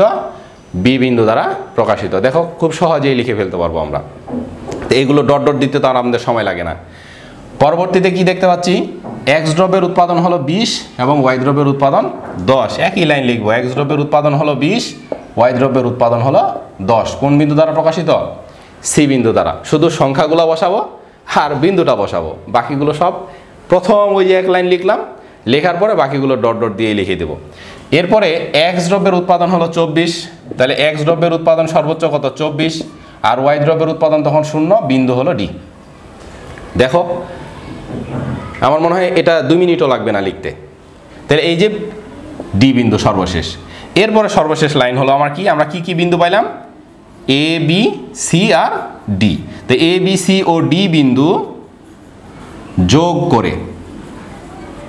করে পাই এই পিপিসি। তো আমি এটাকে সংক্ষেপে লিখতেছি, যেহেতু এখানে থাকবে উৎপাদন সম্ভাবনা রেখা, তোমরা লিখবা এই A B C O D বিন্দু যোগ করে পাই উৎপাদন সম্ভাবনা রেখা, বা যোগ করে যে রেখা পাই তাই হলো উৎপাদন সম্ভাবনা রেখা। তো 4 লাইনের কি বেশি হয়েছে? বেশি হয় নাই। তো ডট ডট দিয়ে লিখছি যেহেতু, এই জন্য 4 লাইন হয়েছে। তো এটাকে আমরা চাইলে সংক্ষেপে লিখতে পারি, এভাবে ডট ডট দিয়েও লিখতে পারি। তো আরও সংক্ষেপে লেখা যায় কিভাবে? যে চিত্রের ভূমি অক্ষে আমি বলে দিচ্ছি, তোমরা একটু শুনে নাও। চিত্রের ভূমি অক্ষে এক্স দ্রব্য, লম্ব অক্ষে ওয়াই দ্রব্য, এটা তো আমরা মাস্ট বি বলবো। এক্স দ্রব্যের উৎপাদন 0, ওয়াই দ্রব্যের উৎপাদন 24, এ বিন্দু দ্বারা নির্দেশিত। এর পরবর্তীতে এক্স দ্রব্যের উৎপাদন বেড়ে 10, 20, 24 হলে ওয়াই দ্রব্যের উৎপাদন কমে 20, 10, 0 হয়, যা প্রথমটা তো এ বিন্দু, যা বি সি এবং ডি বিন্দু দ্বারা প্রকাশিত। এই এ বি সি ডি বিন্দু 4টি যোগ করে আমরা যে রেখা পাই সেটাই হলো উৎপাদন সম্ভাবনা রেখা। দুইভাবে ব্যাখ্যা করলাম কিন্তু, একটা হলো রেখা ডট ডট দিয়ে, আর একটা কিন্তু সত্যি সত্যি 3 লাইনের মধ্যেই শেষ। সেটা কি বললাম? যে প্রথমটা শুধু লিখবো যে ভূমি অক্ষে এক্স দ্রব্য, লম্ব অক্ষে ওয়াই দ্রব্য, আর প্রথম সংখ্যা লিখবো এক্স দ্রব্যের উৎপাদন 0, ওয়াই দ্রব্যের উৎপাদন 24, যা এ বিন্দু দ্বারা প্রকাশিত। পরবর্তীতে এই যে এক্স দ্রব্যের উৎপাদন কি হচ্ছে? বাড়তেছে। এক্স দ্রব্যের উৎপাদন বেড়ে 10, 20 এবং 24 হলে ওয়াই দ্রব্যের উৎপাদনগুলো কি হয়? কমে। কি কি হয়? কমে 20, 10 এবং 0 হয়। তো এটা যেহেতু এ বিন্দু দ্বারা প্রকাশিত, তাহলে এটা কি বি সি আর ডি বিন্দু দ্বারা প্রকাশিত। এই এ বি সি ডি 4টি বিন্দু যোগ করে আমরা যে রেখা পাই সেটি উৎপাদন সম্ভাবনা রেখা। এভাবে বর্ণনা করতে পারি, আর এইভাবে ডট ডট দিয়েও বর্ণনা করতে পারি। তোমাদের কার কাছে কোনটা ভালো লাগে কমেন্টসের মাধ্যমে জানাও। কোন বর্ণনাটা তোমাদের কাছে বেটার মনে হচ্ছে? এভাবে ডট ডট দিয়ে লেখাটা বেটার মনে হচ্ছে, নাকি এই যে এক্স দ্রব্যের উৎপাদন বৃদ্ধি আর ওয়াই দ্রব্যের উৎপাদন হ্রাস 3 লাইনের মধ্যেই শেষ করা? কোনটা তোমাদের কাছে ভালো লাগছে কমেন্টসের মাধ্যমে জানাও। যেটা তোমাদের সবার কাছে বেশিরভাগ ভালো লাগবে সেটা দিয়ে আমরা বেশিরভাগ চিত্রের বর্ণনা করব। এভাবে যদি লিখতে পারি তাহলে আমরা আমাদের যে 7টা সৃজনশীল করতে যে সময় থাকে সেই নির্ধারিত সময়ের পূর্বেই আমরা সবগুলো প্রশ্ন লিখে আমরা রিভিশনও করতে পারবো। আমরা কিন্তু দেখি যে বেশিরভাগ স্টুডেন্টেই হলো যে প্রশ্নের উত্তরগুলো লিখে শেষ করতে পারে না, 7টা সৃজনশীল লিখে শেষ করতে পারে না নির্ধারিত সময়ের মধ্যে। 7টা সৃজনশীল লেখাও কঠিন, কারণ এই যে চিত্রের বর্ণনা দিতে গিয়ে আমরা অনেক সময় নষ্ট করে ফেলি। কারণ চিত্রের বর্ণনা দিতে গিয়ে একটার পর একটা লাইন লিখতে থাকি, চিত্রের বর্ণনা শেষ হচ্ছে না। তো আমরা যদি বুঝে থাকি তাহলে খুব সহজেই এই চিত্রের বর্ণনাগুলো লিখতে পারি। ওকে, ইসরাতেমা বলছে যে দ্বিতীয়টা, মাসুমা বলছে দ্বিতীয়টা, জান্নাত মা সোহা, শামীম হৃদয় এবং ফাহিম ভুইয়া প্রত্যেকে বলছে যে স্যার দ্বিতীয়টা। নূর হোসেন নোমান বলছে যে স্যার বোথ, দুটোই ভালো। তো অ্যাজ ইউ উইশ, তোমরা যেভাবে বর্ণনা করতে চাও সেভাবেই বর্ণনা করবা। তাহলে প্রথম যে বর্ণনাটা দিছি এটা তোমরা দেখেই লিখতে পারবা, নিজেরাই বর্ণনা করতে পারবা। দ্বিতীয় বর্ণনাটা আমি আবার বলে দিচ্ছি, একটু মনোযোগ দিয়ে শুনবা।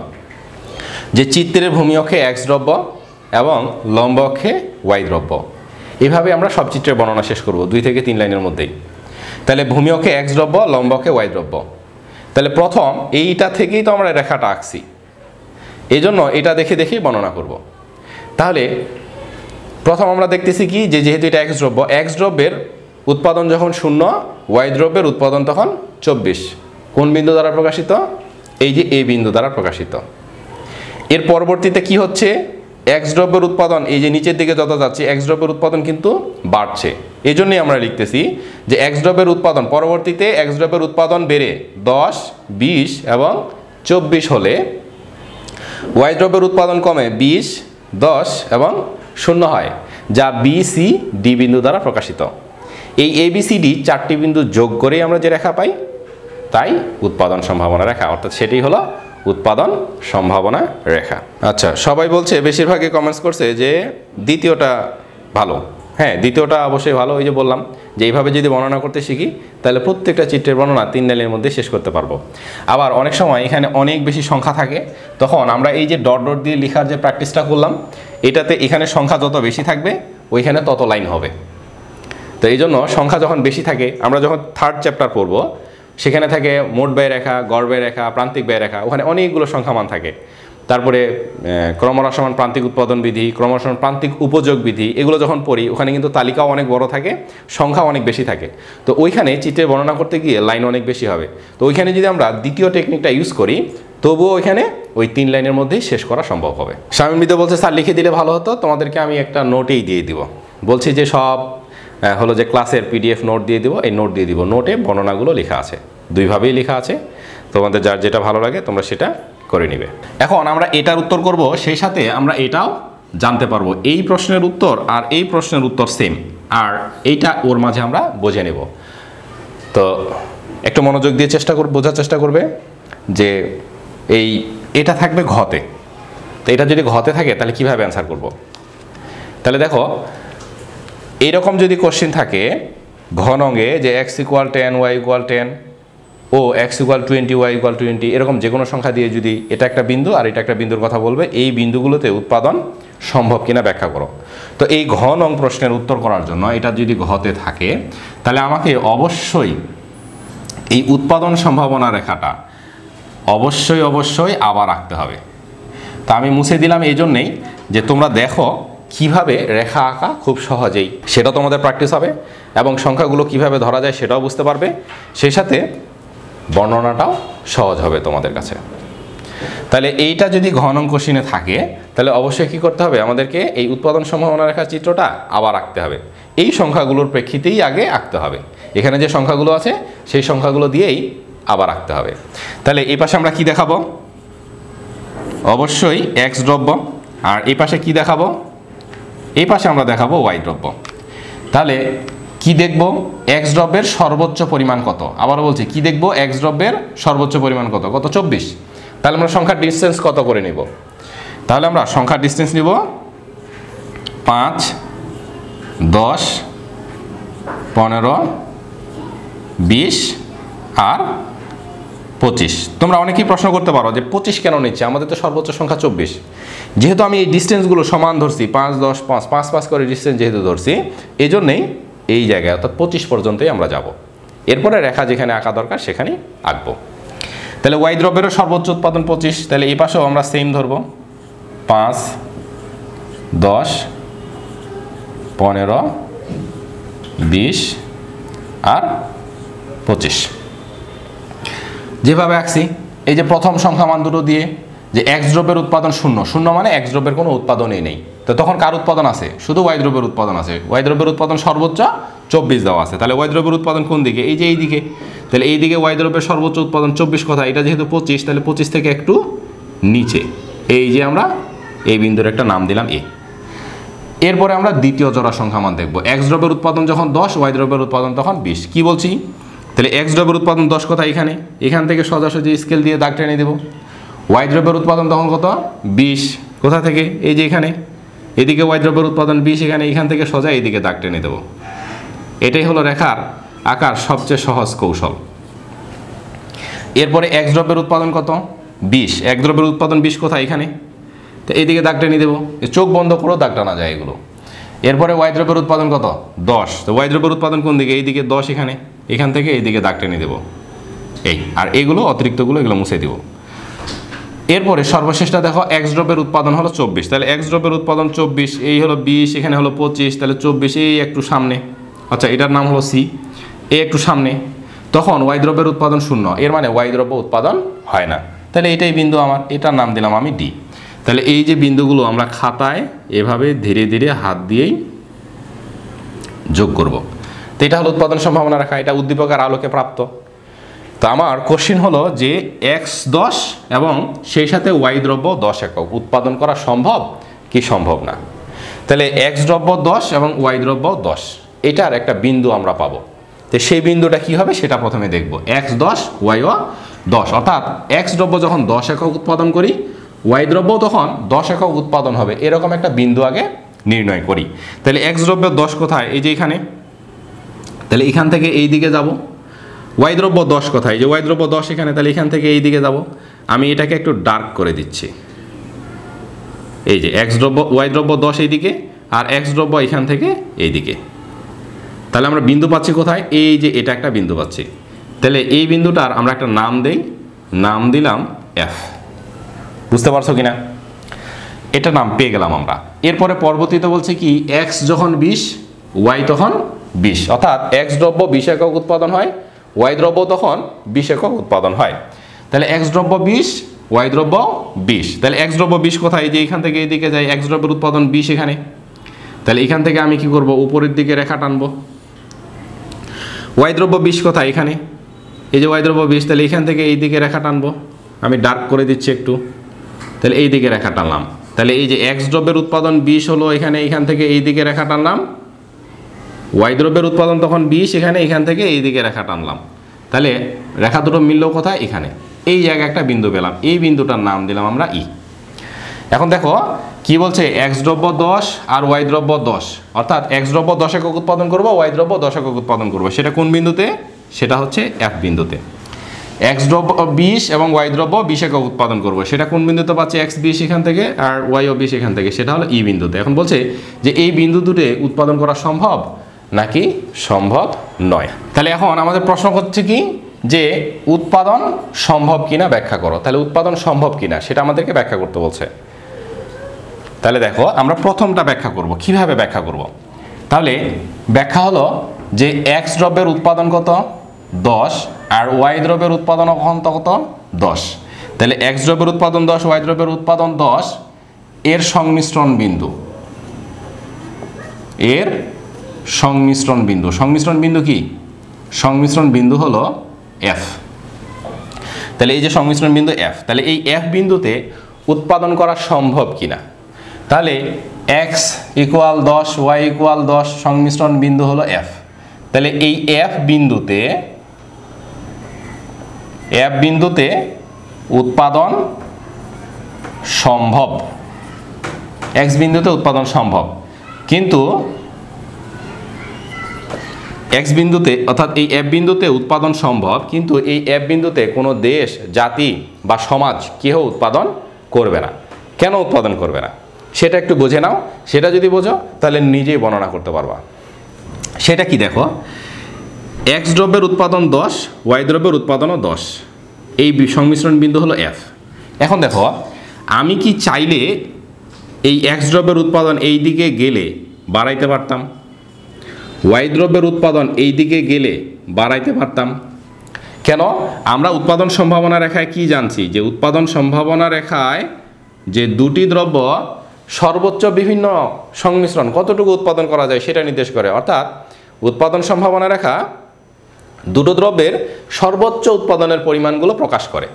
তা আমরা উৎপাদন সম্ভাবনা রেখায় এই যে এফ বিন্দুতে উৎপাদন করতেছি, উৎপাদন সম্ভাবনা রেখায় পৌঁছাইতে পারছি? পৌঁছাইতে পারি নাই।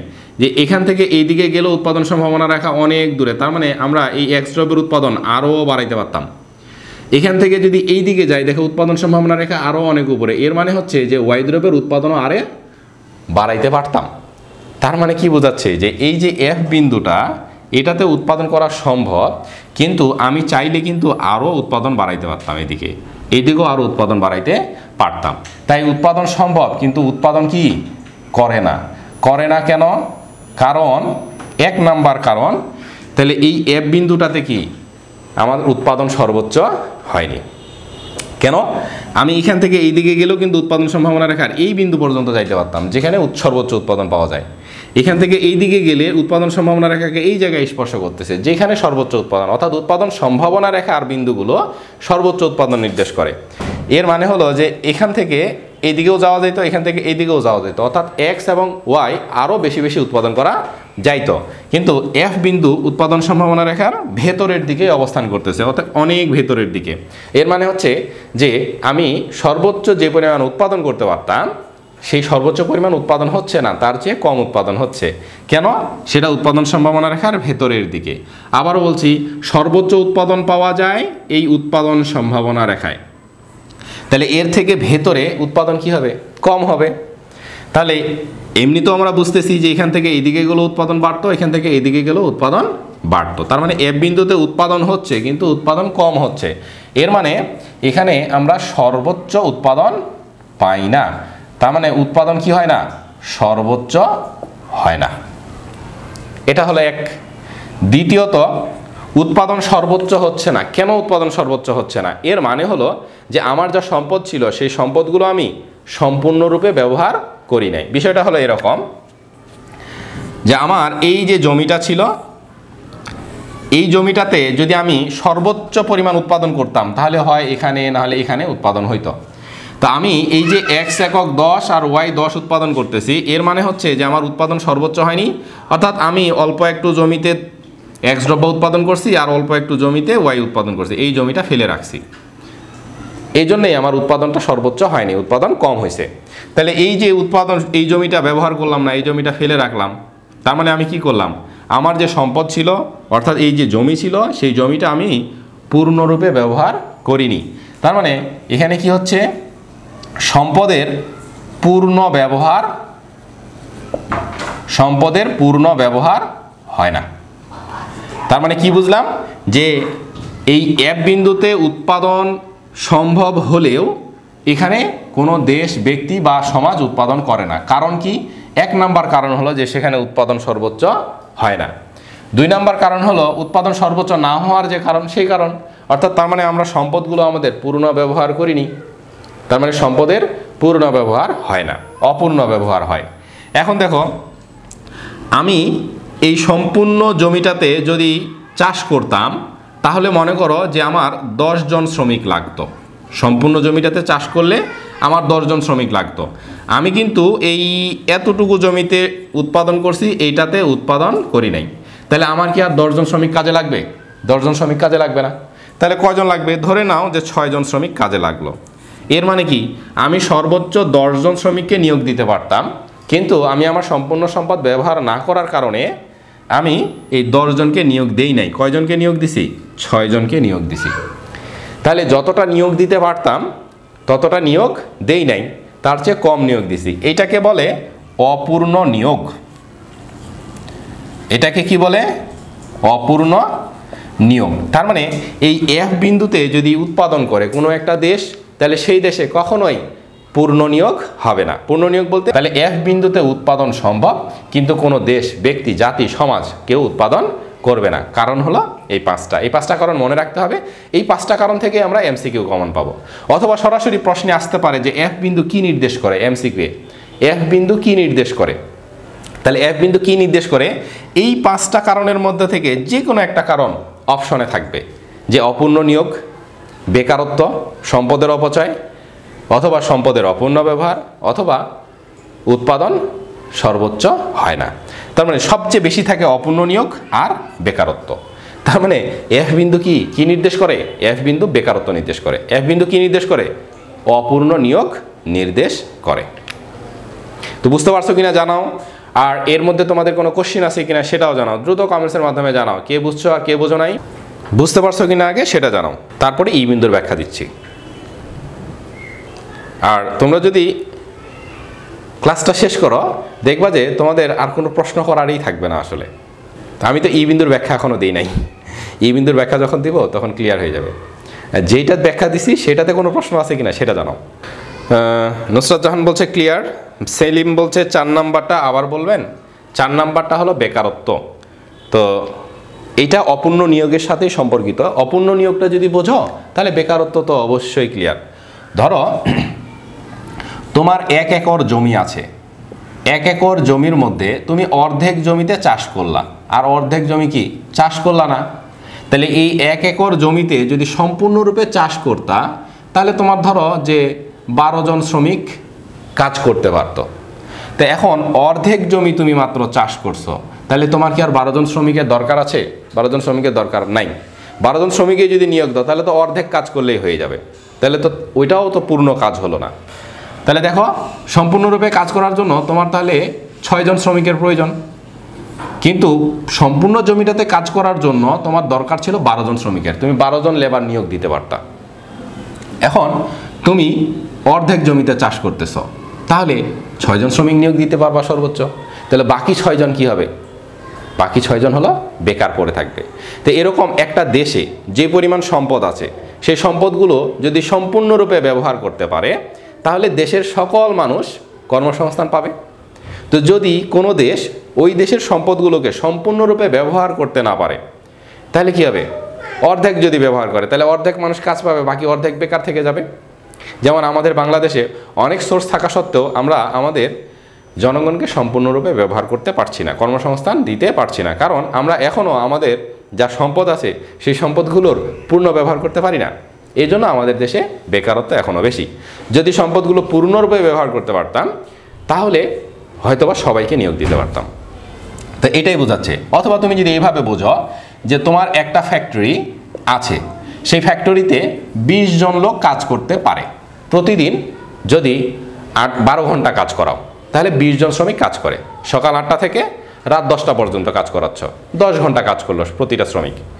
সাধারণত অফিসে যেগুলো হয় যে সকাল 8টা থেকে রাত 10টা পর্যন্ত কাজ চলছে, তাহলে তোমার এই ফ্যাক্টরিতে 20 জন কাজ করতে পারে সকাল 8টা থেকে রাত 10টা পর্যন্ত। তুমি যদি এই ফ্যাক্টরির উৎপাদন ক্ষমতা কমায় দাও, অর্থাৎ অর্ধেক সময় কাজ করাও, তাহলে অর্ধেক সময় কাজ করাতে গেলে বা উৎপাদন তোমার অর্ধেক করে দাও। এই 20 জন শ্রমিক নিয়োগ দিলে যে পরিমাণ উৎপাদন করা দরকার ছিল, যে ধরো তুমি 20 জন শ্রমিক নিয়োগ দিলে 1000টা দ্রব্য উৎপাদন করতে পারতা, কিন্তু তুমি এখন উৎপাদন কমাই দিছ, 500টা দ্রব্য উৎপাদন করবা। এই 500টা দ্রব্য উৎপাদনের জন্য তুমি কি আর 20 জন শ্রমিককে বেতন দিয়ে রাখবা? রাখবা না। কেন? 20 জন শ্রমিককে বেতন দিয়ে রাখলে তো তোমার 1000 দ্রব্য উৎপাদন হবে। তুমি দ্রব্য উৎপাদন করতেছো এখন 500টা, তাহলে কি আর 20 জন শ্রমিককে নিয়োগ দিবা? দিবা না, কারণ 20 জন শ্রমিককে নিয়োগ দিলে তো ফুল বেতন দিয়ে রাখতে হবে। তাহলে তুমিও তখন কি করবা? শ্রমিক অর্ধেক নিয়োগ দিবা, 10 জন নিয়োগ দিবা। তাহলে এই যে যেহেতু তুমি সম্পূর্ণ উৎপাদন করছো না, পূর্ণ উৎপাদন করছো না, কম উৎপাদন করছো, এই জন্য তুমি শ্রমিকও কম নিয়োগ দিচ্ছ। তাহলে বাকি 10 জন শ্রমিক এখন কি হবে? বেকার হবে, বেকার থাকবে। এটাই হলো এই বেকারত্বের ব্যাখ্যা। এই বিন্দুতে উৎপাদন করলে সেটা হবে। তো এবার আমরা যাই ই বিন্দুতে। ই বিন্দুর কি হবে? তা আমরা এক্স দ্রব্যের উৎপাদন 20, ওয়াই দ্রব্যের উৎপাদনও 20, সংমিশ্রণ বিন্দু হলো ই। এটাই ব্যাখ্যা করব যে এক্স দ্রব্যের উৎপাদন 20, ওয়াই দ্রব্যের উৎপাদন 20, সংমিশ্রণ বিন্দু তাহলে ই। তাহলে ই বিন্দুতে উৎপাদন সম্ভব নয়। কেন নয় তার কারণ এখন আমরা বর্ণনা করি। তাহলে ই বিন্দুতে উৎপাদন সম্ভব নয় কেন? এখন দেখো, আমরা যদি আমার এই জমিটাতে এক্স দ্রব্য উৎপাদন করি তাহলে এক্স দ্রব্য সর্বোচ্চ উৎপাদন করা যায় হলো যে 24 একক। তাহলে এক্স দ্রব্য যদি সম্পূর্ণ জমিতে যদি এক্স দ্রব্য উৎপাদন করি তাহলে উৎপাদন সর্বোচ্চ হয় 24 একক। তখন কিন্তু ওয়াই দ্রব্য একটা উৎপাদন করা যায় না, ওয়াই দ্রব্যের উৎপাদন শূন্য। কেন? আমি সম্পূর্ণ জমিতে তো এক্স দ্রব্য উৎপাদন করছি, তাহলে ওয়াই তো আর উৎপাদন করা যাবে না। আর সর্বোচ্চ উৎপাদন কত হয়? 24 একক উৎপাদন হয়। যদি সম্পূর্ণ জমিতে ওয়াই দ্রব্য উৎপাদন করি তাহলে সম্পূর্ণ জমিতে ওয়াই দ্রব্য উৎপাদন করলে সর্বোচ্চ উৎপাদন হয় 24 ওয়াই দ্রব্য, এর চেয়ে বেশি তো আর হয় না। তার মানে আমার এক্স দ্রব্যের সর্বোচ্চ উৎপাদন হলো 24 আর ওয়াই দ্রব্যের সর্বোচ্চ উৎপাদন হলো 24। তাহলে এই দুটো বিন্দু হলো আমার উৎপাদনের সীমানা বিন্দু। কেন সীমানা বিন্দু? আমার যে সম্পদ আছে, আমার যে জমি আছে, সেটাতে যদি আমি সম্পূর্ণরূপে ব্যবহার করি, সম্পূর্ণ নিয়োগ দিয়ে উৎপাদন করি, তাহলে সর্বোচ্চ 24 একক উৎপাদন করতে পারবো। অর্থাৎ আমার উৎপাদনের সীমা হলো এত দূর পর্যন্ত, এর চেয়ে বেশি আমার পক্ষে আর কখনোই উৎপাদন করা সম্ভব না। কেন? আমি তো আমার জমিতে সম্পূর্ণরূপে উৎপাদন করছি, তাহলে এর চেয়ে বেশি উৎপাদন করা কখনোই সম্ভব নয়। এরপরে আমি যদি ওয়াই দ্রব্য উৎপাদন করি এই দিকে, তাহলে এই দিকে আমার সর্বোচ্চ উৎপাদনের বিন্দু হলো এটা এ, তাহলে এর চেয়ে বেশি আর আমার পক্ষে উৎপাদন করা সম্ভব নয়। তাহলে এটা হলো আমার সীমা বিন্দু। তাহলে এই দিকে আমি সর্বোচ্চ উৎপাদন করতে পারবো এই সীমা পর্যন্ত, আমার সব সম্পদ ব্যবহার করে উৎপাদন করতেছি। এই দিকেও আমি সর্বোচ্চ উৎপাদন করতে পারবো এটা পর্যন্ত। তাহলে এইটা হলো আমার উৎপাদনের সীমানা বিন্দু, এর বাইরে আমার পক্ষে কখনোই উৎপাদন করা সম্ভব নয়। তাহলে দেখো ই বিন্দুর অবস্থানটা কোথায়? আমার এই উৎপাদন সম্ভাবনার বাইরে। অর্থাৎ আমি সর্বোচ্চ কোথায় উৎপাদন করতে পারি? এইখানে, এখান পরে, আর এখানে এই বিন্দুতে, আর এটাই হলো আমার সীমানা। এই সীমানার বাইরে আমার পক্ষে আর যাওয়া সম্ভব নয়। তার মানে এর বাইরের যে এলাকা সেটা আমার পসিবিলিটির বাইরে। আর এই রেখার মধ্যে যদি থাকে, এই রেখার ভেতরে যদি থাকে, সেটা হলো পসিবিলিটির ভেতরে। তো পসিবিলিটির বাইরে কি কেউ কিছু করতে পারে? পসিবিলিটির বাইরে কেউ কিছু করতে পারে না। আমরা অনেক সময় কাজের ক্ষেত্রে কি বলি? যে এটা আমার দ্বারা সম্ভব নয়, এটা আমার পসিবিলিটির বাইরে। ঠিক এরকম, তো যখন কোনো বিন্দু আমার এই উৎপাদন সম্ভাবনা রেখার বাইরে করে যাবে, সেটা আমার পসিবিলিটির বাইরে, অর্থাৎ সেখানে উৎপাদন করা সম্ভব নয়। তার মানে ই বিন্দুতে উৎপাদন করা সম্ভব নয়। কেন সম্ভব নয়? আমার যা সম্পদ ছিল, আমি আমার সম্পূর্ণ সম্পদ সম্পূর্ণরূপে যদি ব্যবহার করি, তাহলে আমার ব্যবহারের মাধ্যমে আমার উৎপাদনের সীমানা রেখা হলো এটা, এই সীমানা রেখার বাইরে আমার পক্ষে উৎপাদন করা সম্ভব নয়। তার মানে আমি আমার সকল সম্পদ ব্যবহার করে ফেলেছি, আর আমার কাছে আর সম্পদ নেই। এইখানে উৎপাদন করতে হলে আমাকে আরও বেশি সম্পদ লাগবে। তো প্রত্যেকটা দেশ, প্রত্যেকটা মানুষের কাছে সম্পদ যা থাকে সেটা কি একটা নির্দিষ্ট পরিমাণ থাকে, তার চেয়ে তো আর বেশি কিছু কারো পক্ষে অর্জন করা সম্ভব না। তাহলে এইটাতে গেলে আরও অনেক বেশি সম্পদ দরকার, কিন্তু আমার কাছে যেটুকু সম্পদ ছিল সেটুকু আমি সম্পূর্ণরূপে ব্যবহার করে ফেলেছি, আর এইটা হলো আমার সেই সীমারেখা। এর বাইরে আমার আর পক্ষে যাওয়া সম্ভব নয়। অন্য কোনো ব্যক্তি হয়তো বা যাইতে পারবে, যার বেশি বেশি সম্পদ আছে, সে যাইতে পারবে। তো যার বেশি সম্পদ নাই সেই এই বিন্দুতে যাইতে পারবে না। তো সম্পদ না থাকাটাকে কি বলে? এক কথায় সম্পদের পরিমাণ কম থাকাটাকে এক কথায় কি বলে? দুষ্প্রাপ্যতা। তাহলে ই বিন্দুতে উৎপাদন সম্ভব নয়, কারণ হলো এক কথায় সম্পদের দুষ্প্রাপ্যতা। এই জন্য ই বিন্দুতে উৎপাদন সম্ভব নয়। তাহলে এক কথায় মনে রাখবে, উৎপাদন সম্ভাবনা রাখার বাইরের কোনো বিন্দুতে উৎপাদন করা সম্ভব নয়। কেন? সম্পদের সীমাবদ্ধতা বা দুষ্প্রাপ্যতা, কারণ সম্পদ ফুরিয়ে যাবে, ওই বিন্দুতে যাওয়া সম্ভব নয়। এই জন্য এই এক কথায় এই ই বিন্দুকে কি বলে? এই ই বিন্দুকে এক কথায় বলা হয় অ-অর্জনযোগ্য বিন্দু। এটাকে এক কথায় কি বলে? অ-অর্জনযোগ্য বিন্দু বলা হয়। তাহলে ই বিন্দুকে বলা হচ্ছে অ-অর্জনযোগ্য বিন্দু। তো এটাও এমসিকিউ আসে সবচেয়ে বেশি, যে ই বিন্দু কি নির্দেশ করে? তাহলে ই বিন্দু অ-অর্জনযোগ্য বিন্দু। ই বিন্দুটা হলো অ-অর্জনযোগ্য বিন্দু, ই বিন্দুতে উৎপাদন করা সম্ভব নয়। ই বিন্দু কি নির্দেশ করে? দুষ্প্রাপ্যতা নির্দেশ করে, অর্থাৎ সেখানে যাওয়ার মতো সম্পদ আর আমার কাছে নাই। তাহলে আমরা কি দেখলাম? যে উৎপাদন সম্ভাবনা রেখার বাইরের কোনো বিন্দুতে উৎপাদন করা সম্ভব নয়, সেটাকে এক কথায় বলা হয় অ-অর্জনযোগ্য বিন্দু। আর উৎপাদন সম্ভাবনা রেখার ভেতরের যদি কোনো বিন্দু নির্দেশ করে, সেই বিন্দুতে উৎপাদন করা সম্ভব, কিন্তু সেই বিন্দুতে কোনো দেশ, কোনো জাতি, কোনো সমাজ সেই বিন্দুতে উৎপাদন করে না। কেন করে না? সেখানে উৎপাদন সর্বোচ্চ হয় না, সম্পদের পূর্ণ ব্যবহার হয় না, অপূর্ণ নিয়োগ হয়, বেকারত্ব সৃষ্টি হয়, আর সম্পদের অপচয় হয়। তা আমরা কিন্তু এই যে এই প্রশ্নের উত্তর পেয়ে গেছি, যে উৎপাদন সম্ভাবনা রেখার ভেতরের এবং বাইরের বিন্দুতে উৎপাদন সম্ভব কিনা ব্যাখ্যা করো। তো এর উত্তর আর এর উত্তর হলো সেম। তো বুঝতে পারছো কিনা? কোনো কোশ্চিন থাকলে কোশ্চিন করতে পারো দ্রুত কমেন্টসের মাধ্যমে। আর একটা কোশ্চিন আছে যে কাম্য উৎপাদন বিন্দু তাহলে কোনটা? এটাতে উৎপাদন করতে পারি কিন্তু উৎপাদন করছি না, আর এটাতে উৎপাদন করতেই পারি না, এটাতে আমরা যেতেই পারি না, এটা পসিবিলিটির বাইরে, উৎপাদনই সম্ভব নয়। তাহলে আমরা আসলে কোথায় উৎপাদন করব? তাহলে কাম্য উৎপাদন বিন্দু কোনটা সেটা এবার দেখব। তাহলে আমার কাম্য উৎপাদন বিন্দু কোনটা? তা আমার কাম্য উৎপাদন বিন্দু হলো বি অথবা সি অথবা এই যে ডি অথবা এ, এই চারটা বিন্দুই হলো আমার কাম্য বিন্দু। এখানেও যদি আরও অসংখ্য বিন্দু থাকতো সেগুলো প্রত্যেকটা বিন্দুই হতো আমার কাম্য উৎপাদন বিন্দু। কেন? কারণ এই বিন্দুগুলো উৎপাদন সম্ভাবনা রেখায় অবস্থিত।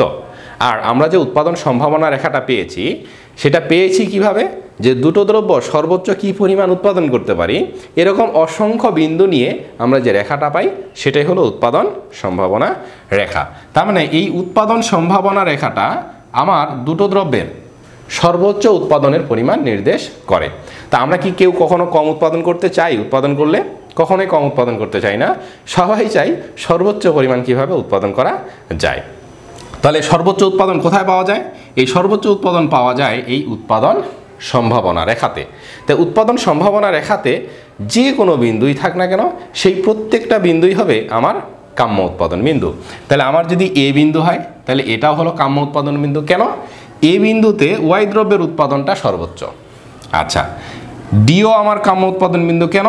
এখানে এক্স দ্রব্যের উৎপাদনটা সর্বোচ্চ, সর্বোচ্চ এক্স দ্রব্য উৎপাদন পাই। বোঝা গেছে? তাহলে বিও আমার দুটো দ্রব্যের সর্বোচ্চ উৎপাদন সংমিশ্রণ নির্দেশ করে, সিও আমার দুটো দ্রব্যের সংমিশ্রণ নির্দেশ করে। তো এখানে যে কোথাও যদি বিন্দু হয় তাহলে প্রত্যেকটা বিন্দুই হবে আমার কাম্য উৎপাদন বিন্দু। আর এই প্রত্যেকটা বিন্দু যেহেতু কাম্য উৎপাদন বিন্দু, তার মানে এখানে কি উৎপাদনের পরিমাণ সর্বোচ্চ, তার মানে এখানে কি সম্পদ পূর্ণ ব্যবহার করা হয়। আর সম্পদ যখন আমরা সম্পূর্ণরূপে ব্যবহার করব তার মানে আমরা সর্বোচ্চ পরিমাণ শ্রমিকও নিয়োগ দিতে পারবো, অর্থাৎ সেখানে পূর্ণ নিয়োগও নির্ধারিত হয়। তাহলে এই উৎপাদন সম্ভাবনা রেখায় অবস্থিত সকল বিন্দুই হবে আমার কাম্য উৎপাদন বিন্দু। আর প্রত্যেকটা বিন্দুই আমার সর্বোচ্চ উৎপাদন প্রকাশ করবে, প্রতিটা বিন্দুই পূর্ণ নিয়োগ নির্দেশ করবে এবং সম্পদের পূর্ণ ব্যবহার নির্দেশ করবে। তার এই তিনটাই কিন্তু এমসিকিউ এ থাকে, ই বিন্দু, এফ বিন্দু আর উৎপাদন সম্ভাবনা রেখার উপরে অবস্থিত যে কোনো বিন্দু। তাহলে এটা অর্জনযোগ্য। আর এটাতে উৎপাদন করা সম্ভব কিন্তু উৎপাদন করে না। আর এ বি সি ডি বিন্দুতে উৎপাদন সম্ভব, এটাই হলো আমার কাম্য উৎপাদন বিন্দু।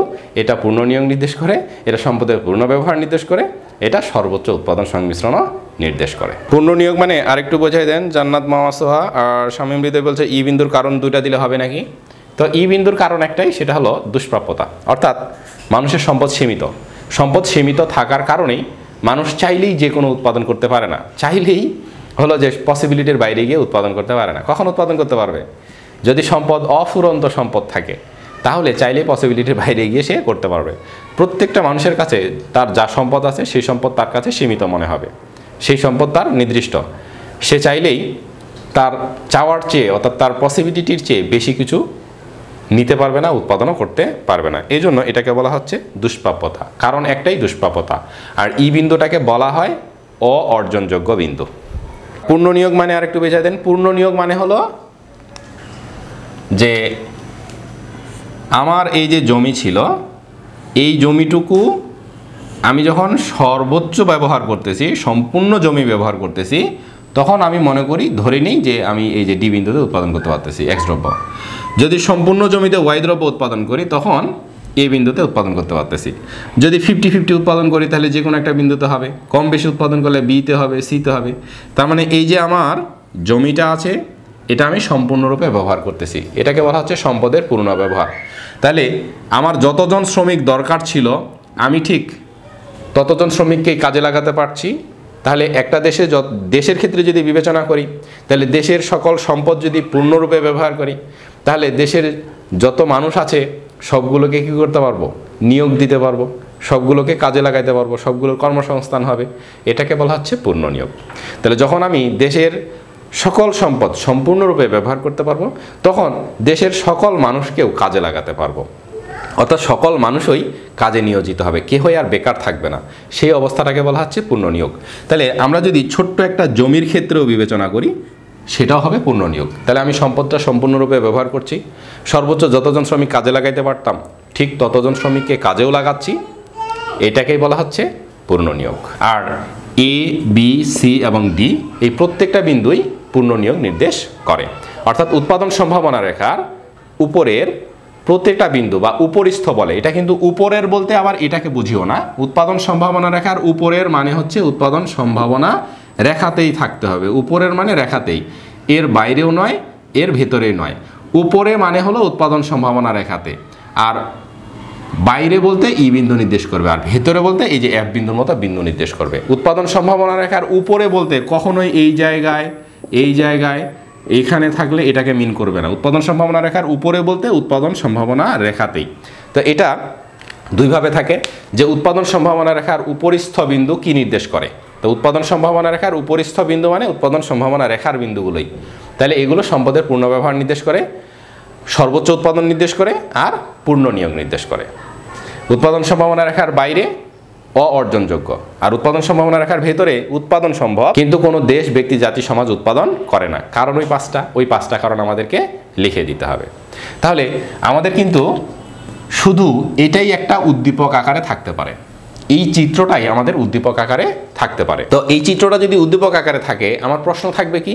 প্রশ্ন থাকবে যে ই এবং এফ বিন্দুর মধ্যে তুলনা করো, অথবা ই এবং এফ বিন্দুতে উৎপাদনের যৌক্তিকতা ব্যাখ্যা করো, অথবা ই এবং এফ বিন্দুতে উৎপাদন করা সম্ভব নাকি সম্ভব নয় ব্যাখ্যা করো।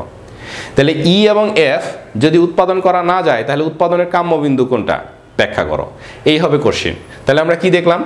ই বিন্দুতে উৎপাদন সম্ভব নয়, এটা হলো অর্জনযোগ্য বিন্দু, কারণ হলো দুষ্প্রাপ্যতা। এফ বিন্দুতে উৎপাদন সম্ভব, উৎপাদন করে না, কারণ এফ বিন্দুতে সর্বোচ্চ উৎপাদন হয় না, সম্পদের পূর্ণ ব্যবহার হয় না, অপূর্ণ নিয়োগ হয়, বেকারত্ব সৃষ্টি হয়, আর সম্পদের অপচয় হয়। তাহলে এই দুটো বিন্দুর ব্যাখ্যা হয়ে গেল যে ই বিন্দুতে উৎপাদন সম্ভব নয়, আর এফ বিন্দুতে উৎপাদন সম্ভব হলেও এফ বিন্দুতে উৎপাদন করে না। তাহলে উৎপাদন করবে কোথায়? তাহলে উৎপাদন করবে এই এ, বি, সি, ডি এই চারটি বিন্দুর যে কোনো একটা বিন্দুতে। আর এই বি চারটি বিন্দুর যে কোনো বিন্দুকে আমরা বলবো কাম্য উৎপাদন বিন্দু। কাম্য উৎপাদন বিন্দু বলার কারণ কি? এই বিন্দুগুলো উৎপাদন সম্ভাবনা রেখায় অবস্থিত, এবং এই বিন্দুগুলোতে উৎপাদন সর্বোচ্চ হয়। যেহেতু উৎপাদন সম্ভাবনা রেখায় অবস্থিত, এই জন্য সর্বোচ্চ উৎপাদন নির্দেশ করে। আর এই বিন্দুগুলোতে সম্পদের পূর্ণ ব্যবহারও হয়। সম্পদের যখন পূর্ণ ব্যবহার হবে, উৎপাদন যখন সর্বোচ্চ হবে, তার মানে দেশের সকল শ্রমিকও কাজ পাবে, অর্থাৎ পূর্ণ নিয়োগও নির্দেশ করে। তাহলে আমার কাম্য উৎপাদন বিন্দু হলো এ, বি, সি, ডি এর চারটি বিন্দুই হলো আমার কাম্য উৎপাদন বিন্দু। আমি যেটাতেই উৎপাদন করি সেটাতেই আমার সর্বোচ্চ উৎপাদন পাবো। তো আজকের এই ক্লাসটা মোস্ট ইম্পর্ট্যান্ট, এবং এখান থেকে তোমরা বোর্ড পরীক্ষায় একটা সৃজনশীল মাস্ট বি কমন পাবে আশা করি।